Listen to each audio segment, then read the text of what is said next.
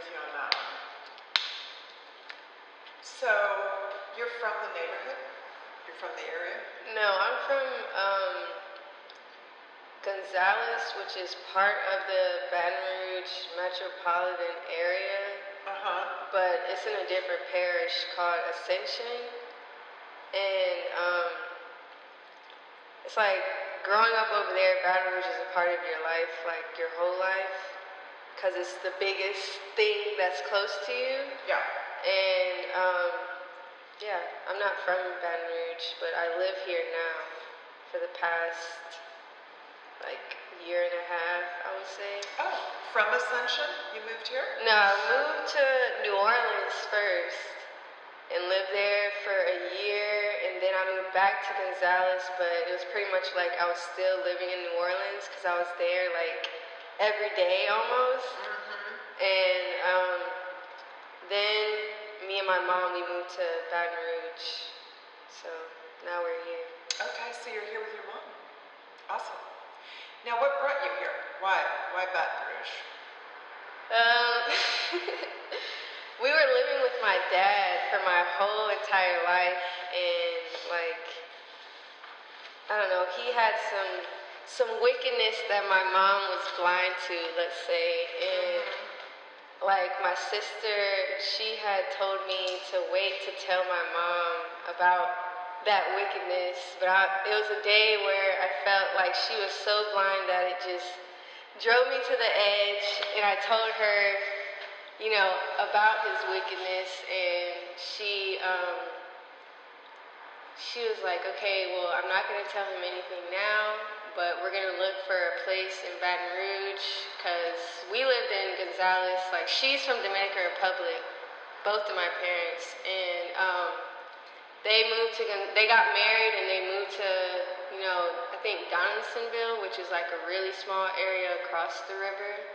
And then they moved to Gonzales, and we lived in the same house our entire life. Like, people are always like, you never moved? No. And I'm like, no, I've never moved ever. And up until that point was the first time where she, I think, like, because my mom is she's a very pure person, but to the point where she can be fearful to try new things. So I feel like me bringing that to her attention, it was like, okay, we're not going to look for a place in Gonzales, not even Ascension Parish. Like, let's go to Baton Rouge, because she works out here. And we moved here, and we first moved to an apartment around Seagan, if you know where that is. And then we got a house, like we moved like maybe 2 weeks ago. Oh, wow. And yeah, we have a house out here now. So. Wow. How close are you to here? It was like a 20-minute drive. Okay. Awesome. Did you drive here or walk here? I drove here. Okay. Yeah. Okay. But yeah, I'm not from Baton Rouge, but it's been part of my life, but now I can say that I live here. Okay. How do you feel about that? At first, like, it's almost like a backwards way that I look at it, because I feel like when I moved here, it didn't matter like how far I moved from New Orleans, I kept going back because I was fearful of losing like the community that I made out there. But then it's like, I feel like I come from, let's say, a spiritual system where they would rather give me tough love than to just like go do bullshit, if that makes sense. So it was like every time I went to New Orleans, something worse and worse and worse happened. And I was like, okay, I get your message. And then I was telling myself, because my sister lives in California, I was like, maybe I should move there, like to, I don't know, because people make it seem like you move somewhere and then all your dreams come true like in a snap. But then I started telling myself, I was like, I live here. Like, I live in Baton Rouge. And I was like, Baton Rouge can be California if I want it to be. And so I feel like since I changed my perspective, now I can integrate myself in a more I guess, an accepting way instead of having expectations. Because when I came here, I was treating Baton Rouge like my side girl. Right. And then New Orleans was the main girl that I had already broken up with but couldn't let go of. And it's like your side girl can't give you all that she can if you're not treating her like the main girl. So then I finally started treating Baton Rouge like my main girl. So yeah. You know, it's interesting because I know you've heard this, wherever you go, there you are. So it's like you go someplace and you think it's all going to be like, everything's going to be golden. And actually, no, you just brought all of your shit with you. Exactly. You have imported it into a new place. Yeah, so I had a friend where she told me you have to make sure that she wasn't speaking about it in the sense of moving, but just as far as like escaping. But she was like, you have to make sure you're not running from yourself. And like that started playing in my head like a mantra, and I was just like, okay, am I running from Louisiana or am I running from myself? So then I was like, okay, let me change the way I'm going about this. And so, yeah, I feel like whatever I have in my mind, it comes pretty easy. So it's like I knew people out here, but I wasn't really giving them the time of day. And I have a friend where he is like, I guess, the founder of a group called the Social Boot. And they actually had an exhibit here, but it's like a point of reference collective, I could say, where it's like, since he's very, like, I feel like he naturally just connects with people, and people respect him, so it's like, he's gonna know a videographer, and if you're a script writer, and you don't know anybody that makes videos, like, boom, go to the Social Boot. Now, you have a whole team or web of people, and so I always knew about, like, that he was doing that, but I had told myself, like, I can't fuck with nobody out here, like, I just gotta focus on moving and all this other stuff. But then when I was like, okay, well, I'm here now, so let me just do what I can with what I've got. And so, like, we talked and stuff, and he gave me more confidence in the stuff that I'm trying to do out here, and actually introduced me to Yes We Cannibal. Right. And I came to your show because I plan to do an exhibit here, and I was like, I can't have an exhibit and not go to any, so I was like, okay, let me come in. One thing led to another. That's right. So what do you do? I would say I'm just a creative all around, but as far as like having an exhibit here, it'll be mainly paintings and like, I guess you could call them sculptures. So right on. Awesome. Yeah, that's cool. the next step. And I feel like me just like, I guess, extending myself to him, since he is such this like sovereign person in Baton Rouge, it's like I don't have to worry about, I guess, reverse creating, if that makes sense. Just thinking about my audience before I think about what I want to get from my art. So like when I have this exhibit, I know since I'm focusing on the art, Baton Rouge will naturally gravitate towards it because I believe in it, if that makes sense. So tying it back to Baton Rouge. But so reverse creating, what does that mean? I don't understand that. I feel like reverse creating to me is just like for instance, I told him that I wanted to make a film. And when I was talking about it, I was like, dang, well, I can't have this character because I don't know who would play it. And so I started writing it around what I thought I was accessible to, instead of writing it with the intention of the art or the craft in it, if that makes sense. Yeah, so. Totally. I teach classes, and I use the formula or the kind of the methodology, if you will, of blue sky. So don't just think at the end. Think at the end. Think about what it is that you envision, what it is that you want. That's the blue sky. I mean, like everything. There was one student that was like time travel. You know what I mean? That's the thing. Then you start going backwards. That's why I was questioning about that. And then you start making the steps to get there. Because it's not yet. Because if you put limitations on yourself, you're going to fucked, right? Yeah. From the get-go. You don't do anything, actually. Because I was feeling like, I don't know, I guess insecure about not knowing so many people out here. And like, I was even thinking about doing my exhibit in New Orleans, like going back to the X, let's say. But then I was just like I said, I'm here, so I was like, I just need to make stuff that I believe in and just trust that if I'm attracted to it, you know, people around me will be attracted to it too, so. And they may not be, but the important thing is that it means something to you. Do you know what I mean? Yeah. That's kind of, it's called the imposter syndrome. Yeah. Right? He even told me about that. Yeah. So it's like I'm starting to plan out what I'm doing, and there are times when I think, fuck, you know, what's the relevance? What's the so what of this project? And then I think, no, I do what I can do, and I reach out in the way I reach out, and then it's out of my control. It's out of my hands. And some people will go like, well, who the fuck are you? Blah, blah, blah, blah, blah. And be like, well, my name is Laura. Yeah, like, at least they're acting. Maybe. Who the hell knows? You know what I mean? So, social boot, I have to look that up. That sounds interesting. Now, tell me how you came about your name. Redbae. Uh-huh. Well, people, I don't know, you know the term red bone?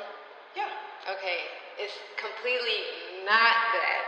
Okay, so tell me your interpretation of red bone. Tell me what that means to you. Red bone to me is like people would tell you like your complexion is red, so you a red bone, or you would be a yellow bone because you look more yellow. And to me, that's like some colorist bullshit. So I try to put that out there when people first ask me to get that out the way. But I came to the name because I always felt like I was a red being, like in my energy, and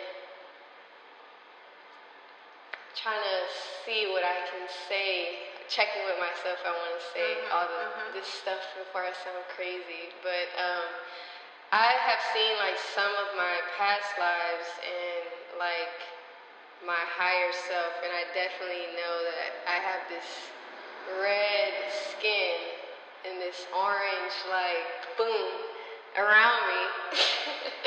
And that I feel like has stuck with me in all of my lives, and I feel like being red is just me being very passionate, me being very primitive in my being and acknowledging that, and truly knowing what it means to survive on a cellular level.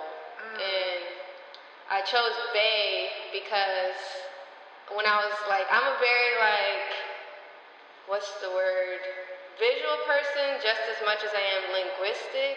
Okay. And just to get astrological on you, I'm born in the cusp of beauty that's between Virgo and Libra, so I like to say I give words to beauty and beauty to words, which I feel like gives me a good like I don't write just for how it sounds, but I like how words literally look. And so to me, like, can I write down redbae? Sure. Like writing it down lowercase, it's like I know I want red, and then what's the flip of D? B. Ah. So I visually just like how it looks. So it's red. Oh, B-A-E. I was writing it like a bay of water. I knew that's what people were thinking when I was saying it, but I was like, I'm not going to correct anybody or assume that's what they're thinking. But yeah, it's bae like a girl, Yeah. And then like, I don't know, I feel like my work, I do red lab. It's like I have a red bae, and then when I make a website, it'll be red web. And so it's like, I'm the red bae. Yeah, right. So you're like the center. Yes, basically. And I was thinking about it last night. I was like, you know, this game of life is always speaking to you. And I feel like, I come from a parish called Ascension, first thing, and I'm always ascending. And then the second thing, this Baton Rouge translates into red stick, right? And I'm a red person, and I feel like a lot of people are like the energy signature of the grid of Baton Rouge. I feel like is very red. Like people are very passionate. The music that people make, that's like is Baton Rouge rap. They're like very like I don't know. It's almost like they're like growling at you when they rap. Not literally like sonically, but just their energy is so like I'll cut you type of energy. And I feel like that's very primitive, and people don't acknowledge like how, I guess, literal and how in your face everything is, because we literally live in a place called Red Stick. Yeah. It's like, yeah. But yeah, that's how I came to all of that. Awesome. So when you say red stick and you have that gesture, what are you doing with that gesture? To me, it's like, I'm holding a red stick. Like, it's like, to me, primitiveness is very physical. And a stick is physical, but it's like the red comes into play and brings the energy. Because, people want to, since spirituality has become this new age aesthetic now, people forget that you are still human. And if you don't feed that part of yourself, you're never going to learn how to maneuver through this human world. Because it's equally as human as it is cosmic, and wicked as it is light and dark and all this other stuff. So I feel like that's what, the stick is. Like, that's cool. It's physical, but it also has all this energy too. That's cool. That's cool. Very poetic. That's very poetic. How I look at life. That's cool. So, so are you kind of like Baton Rouge is now? You're here, and it's like your main girl, right? So there's no side hustle going on. No. Okay. So, do you think, or do you feel that this will be? Well, I mean, who knows? But anyway, for right now, this is the now for you. Yeah. Tell me what you think is special about. You have told me some, but asking you specifically, what do you think is special about your girl? Baton Rouge. I would say it's special because, like, I talk about this with Ugana. That's the friend at Social Boot. He goes by Hugo. Okay. I told him, I was like, Baton Rouge, people like to count it out, but I feel like that's what makes it special, is because places that get underlooked are overlooked by the people that are there. So I feel like we have a space to create out of this nothingness that people just hold it to. And I also feel like people from Louisiana in a whole, it's like anywhere we go, people gravitate towards us, because I feel like we are so true in our beings, even if it is unconscious, like even if it is like ignorance, but we're still very in your face with our energy. And I feel like Baton Rouge is definitely like that in the same way New Orleans is, but like, I don't know, Baton Rouge is very humble, but the people, they're so not. Like, their ways are humble, because I feel like everybody, has some sense of like, they care about their family, they care about, their community, they care about God, or whatever they believe in, they care about art in some way or form. And I feel like, that's what makes us humble. But then it's like I said, this energy grid over here is so red that it's like I feel like people here, they're used to waiting. And I feel like people take that as a bad thing, but it's like if you're used to waiting, and red to me is such a like, it's like a fiery color. So it's like fire is very fast. It's like fast people in a slow world. Like, what can you do with that, you know? And I feel like people over here, since they're so used to waiting, they're willing to wait. But if you're willing to wait, but your nature is like fast, and I always say, like, if you can make what's in your nature disciplined, then you can do anything. So I feel like that's what makes Baton Rouge special. It's like, I don't know if you ever heard the artist Youngboy, but he came from Baton Rouge, and people, you know, they kind of disregarded him because he was from Baton Rouge. But now he's like a very big artist, like all over the country. And I feel like he just shows like I guess what's special about here. It's like he didn't change who he was. He has that type of red energy that I talk about when he speaks, and the energy that he raps in. And it's like people feel that. And that's what got him, I guess, over the whole country. Like, and I don't want to keep talking in circles, but, you know, I feel like that's what's special about Baton Rouge. It's so slow, and we can be slow to adhere to this energy, but we also have a lot of life in us. Interesting. It's almost, when I was first in Seattle, that's not where I was born, but when I was first in Seattle, and I come from a dance and performance background, and it was considered like a territory, like you know, it's all the way over on the West Coast, and all the way in the Northwest, right? So it's like, boom, isolated, it's by itself.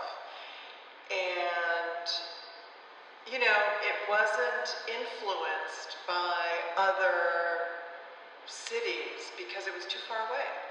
And so people would be doing just the work that they would be doing.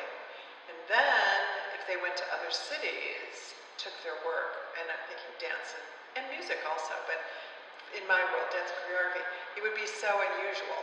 Because there was no reference from the other, so it was really like that. And I have the sense that that's kind of that's what Baton Rouge is. Yeah, definitely.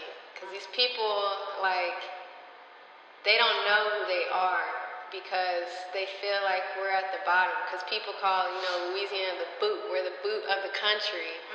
But it's like a lot happens in the boot, like a lot happens in the bottom, and it's like it's normal to us because it's normal to us. But like you said, if we go somewhere else, it's like who is that alien over there? Right. You know? What's going on? What's going on? Yeah, for sure. Yeah. So if you could change something about Baton Rouge or your place in it, what would that be? I feel like in general, like you said Baton Rouge, but I feel like the whole world in a sense, or I haven't been to the whole world, so I'm going to speak for the places I've been. Like, we need a bigger sense of community. Like, it's like you might know your neighbor, but you don't know, like, you have to go on social media to figure out what's happening around here. But I feel like, for instance, like, there was a governor named Bobby Jindal here, like, a few years back, and I remember whenever, I don't know how this works, but I know he had some say of, like, businesses wanting to come here, and he shot it all down. And to me, it's like Baton Rouge can't grow unless we give it the chance to. And it's like, you know, something like the electric depot that just got here, I feel like that's a first step. It's like they have a Korean ice cream place. They have a photo studio. They had a art festival here the other day. It's like we need more spaces where you don't necessarily have to know exactly when something's happening, but you know that place is always having something going on. So if one day you want to wake up and go there, you know, like going to the coffee shop right there, like just to get out. I feel like it's like people know what community is, but like I said, you have to go on social media to figure out stuff. And I just wish there was almost like everyone was more connected, so you don't have to go through your phone. It's more of a word of mouth thing. Like, I'm trying to figure out the conclusive point of this, but like basically I just want people to, I guess, know each other more.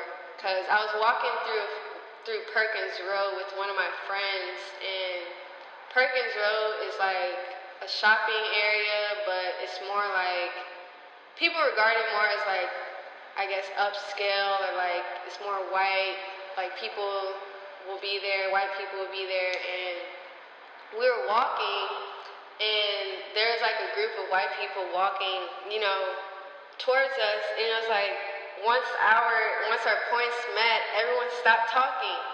And we talked about that. I was like, I don't feel like people are racist so much. And I feel like if we keep keeping up that narrative, it's going to be true. But like I was telling her, I feel like people are just scared because no one knows how to talk to anybody. Like, and I was like, because I can feel like when I'm around white people, like they just want to talk. They want to talk to you and know what you have going on. But it's like, and then a black person, they want to see what the white person has going on. But it's like, since it's this like narrative that's been, like, I guess, kept up in the South, it's like people don't want to cross that line because they don't know, are you a white person that is racist? Are you a black person that's, you know, too ignorant to know that not all people are racist, like all white people are racist? And I feel like that's more so what I meant by like, I wish there was a greater sense of community, because it's community in these little tiny communities, but it's not like a whole, I don't know. Like people have communities because of like their neighborhood or their families or whatever, but they don't have a community because we're in the literal same community, like the same city. And I feel like that's what needs to change. Like, and that's why I don't know, I feel like I pushed myself to come here because I never thought like, you know, all white people were racist, but like I used to feel uncomfortable in spaces like that because I'll just be like, I don't know how they're gonna accept me or how they're gonna think of me. And so I told myself, I was like, even if I'm the first person here, when I drive by, because you can see through these windows like what's going on, I was like, I'm not gonna wait in my car, I'm just gonna park and I'm gonna get my ass in there with confidence, and however it goes is however it goes. Right on. And so I drove by and I was like, shit, I'm the first person here. And I think I was even like 30 minutes late, and I parked right over there, and I was like, just for a second, I was thinking, fuck, I should just call my sister and just sit in here and wait until I see more people come. And I was like, if I don't go, like who else is gonna go? And so I was like, fuck that, and I turned my car off and I walked over here. And I think the first person I talked to was you. I was like, are you the person this show is for? You like, yeah, I'll be in there soon. And then every person I saw, I asked them, who are you? And then I came and sat in here, and then I was like, okay, thanks for showing me that I'm overthinking, like, and I just came in here and it just showed me that, like, that narrative of like, you know, I'm not gonna be accepted is just bullshit in your head. But it's bullshit that is brought up from what you hear growing up and stuff, so. It's the context, absolutely. Yeah. I totally agree with you. I find it interesting though when you're saying that, to use your analogy of, you know, the different groups based on, you know, melatonin, but that you know, black people would wait to hear what the white people say to know, are the white people racist or not? And I find that interesting because as you said that, I'm thinking back and I'm going like, okay, like me, because I'm walking around the neighborhood, because this is where I'm at, this is kind of the context of my project. And I will say hello to people and all of that. And generally it is, no, it's not. I'm thinking just even yesterday I was walking by and there was 4 blocks down, there's a man rinsing his car. You know, and he acknowledged me with a smile, and it's kind of like that. But I think that I think obviously your experience is correct. And I have shared that same experience where when you're walking towards somebody who does not look like you, it is this, you know, kind of like, you're trying to read them. Right, what's going on? But without exception,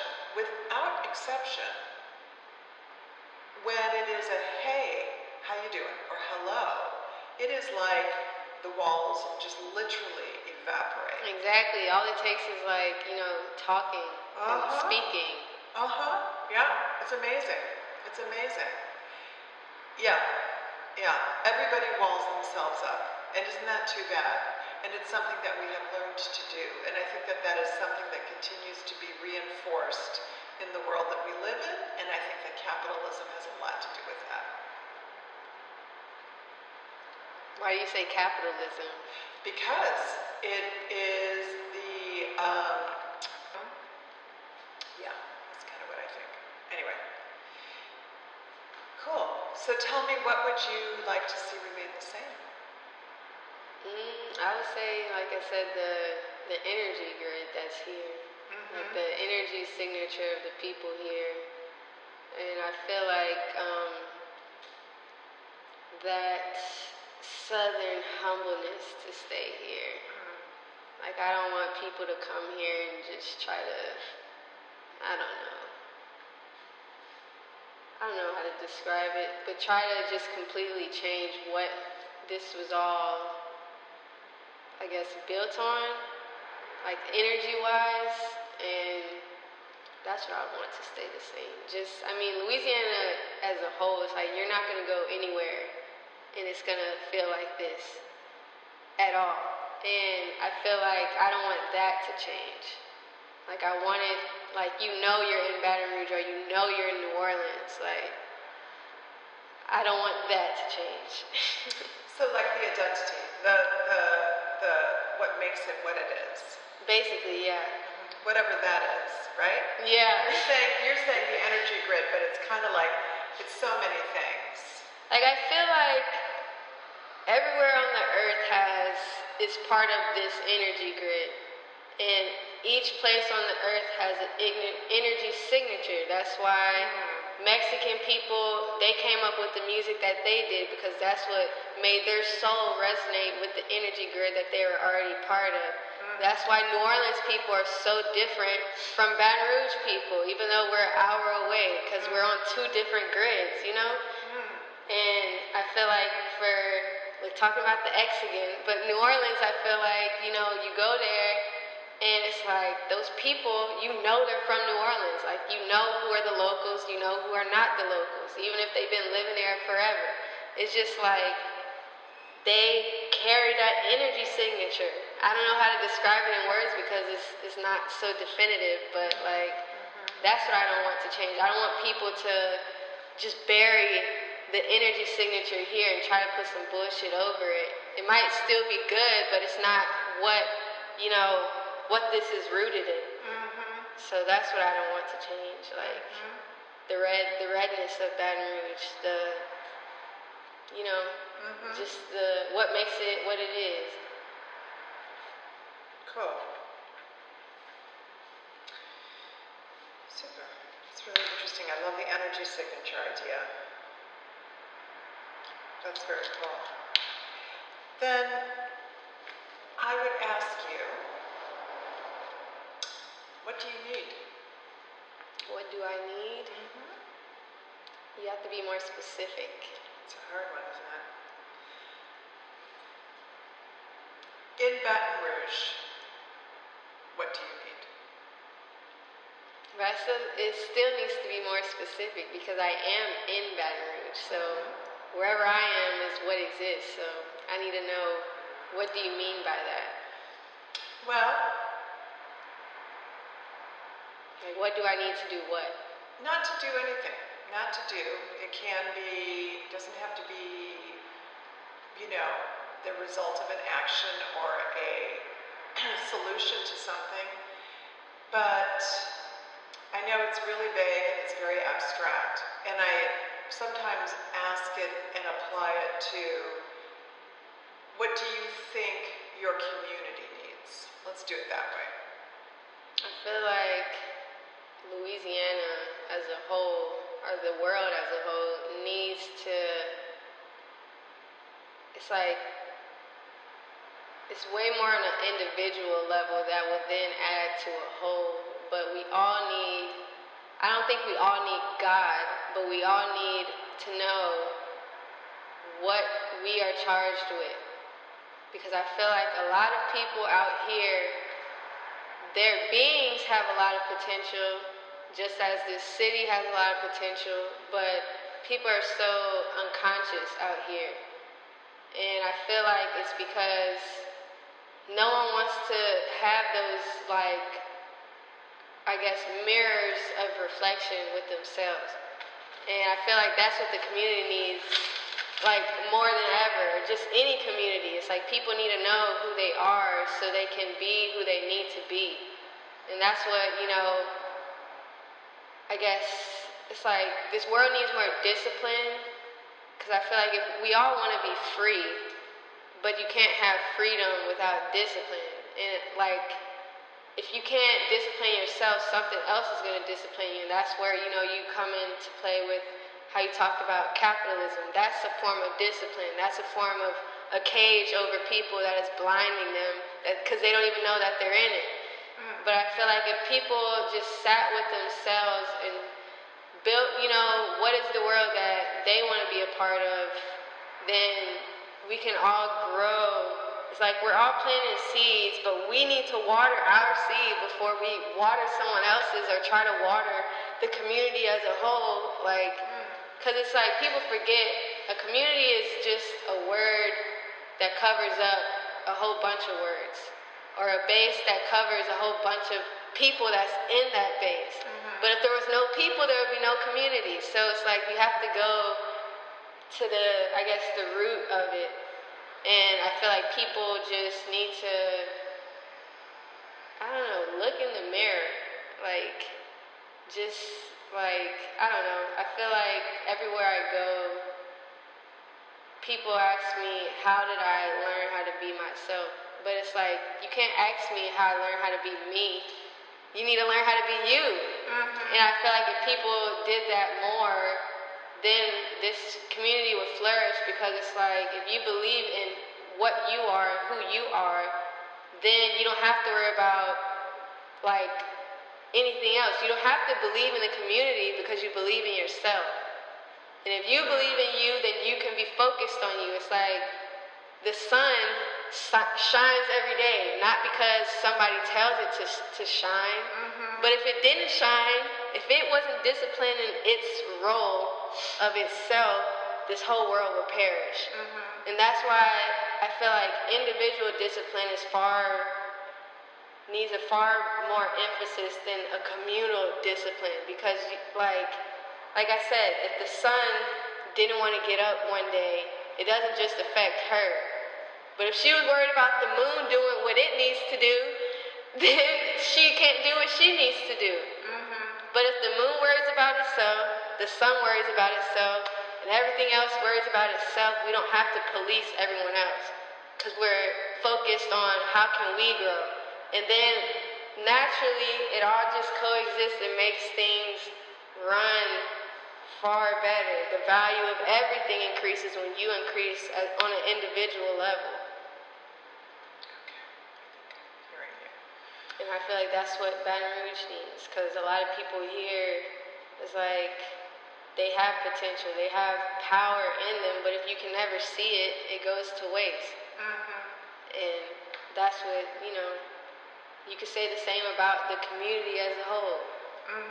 people don't realize, like me having to tell myself, this can be California if I want it to be, completely changed how I step my foot in here. And if people looked at, you know, where they are, it's like that, then they could turn it to gold. They can be the alchemist of the city, you know? That's cool. Because like you said it yourself in the beginning, that you want to, like, if I want to go somewhere else and think it's just going to be golden, you use the word golden, it's like, no, you're just bringing your shit with you. You have to, you know, turn what you have already into gold and not search for someone else's gold or uses someone else's map to find your treasure, you know? So that's what, you know, this community needs. Cool.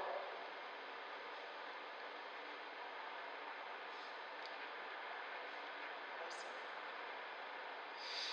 Fabulous. Is there anything else you'd like to share with me? Not really, unless you have more questions. That's about it for me. And I asked if you use any of my words that you credit me. Yes, I will. That's all I asked. Yeah, I will.